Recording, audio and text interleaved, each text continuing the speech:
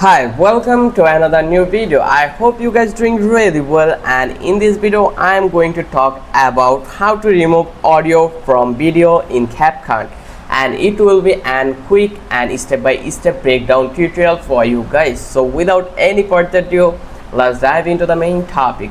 So as you can see, we already imported a file in our CapCut dashboard panel where we are allowed to edit each and every element. So here you can see this is the option, so I am going to run it.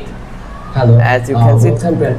this is the audio, so I am going to extract it from my video. So that for reason I just need to be select this video clip. Once I select over here, now I have various kind of option over that place, but you just need to be ignore those. You just click over here and select it and click on your mouse right button, and here you can see we have bunch of options in that pop-up from. So here we need to be click on this extract audio. So just click over here. Once you click over here, now you can see that our music or our audio has been extracted, and now we can work in particularly on our audio system.